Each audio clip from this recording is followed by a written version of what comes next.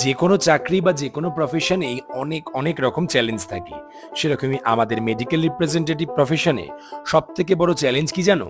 সবথেকে বড় চ্যালেঞ্জ হলো রাস্তার ট্রাফিক জ্যাম। এই জামগুলো না প্রচন্ড বিরক্ত করে আমাদের কাজে। কারণ রাস্তায় ট্রাফিক জ্যামের জন্য তুমি যদি আটকে যাও, ডাক্তার তো তোমার জন্য ওয়েট করবে না বস। আর আমি কাজ করি ভিআইপি রোড এবং যশোর রোড। ওরে বাপ রে বাপ, এই রোডে যদি একবার জাম লেগে যায় ব্যাস হয়ে গেল। একবার তো ট্রাফিক জ্যামে ফেসে প্রায় 1 ঘন্টা 15 মিনিট আটকে ছিলাম। ওরে বাপ রে বাপ, সে কি গরম কাল! তাও তো এখন শীতকাল, গরমের প্রবলেমটা নেই।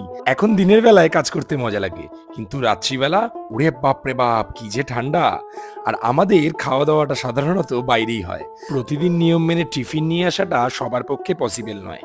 দাঁড়াও, বিয়েটা করি, তারপর বউকে বলবো রোজ টিফিন বানিয়ে দিতে। আমাদের প্রফেশনে যারা নতুন নতুন আসছো তাদেরকে একটা ছোট্ট টিপস দিই, যতটা পারবে বাইরের খাবার অ্যাভয়েড করবে, না হলে মাসে 2 দিন করে শরীর খারাপ হবে আর ছোট্ট একটা ভুঁড়ি তৈরি হবে। আর পকেট থেকে টাকাগুলোও খসবে খুব তাড়াতাড়ি। তাই সেভিংস করার জন্য এটা মাস্ট। বাড়ি থেকে যদি টিফিন নিয়ে যাও তাহলে অনেক টাকাই সেভিংস হবে।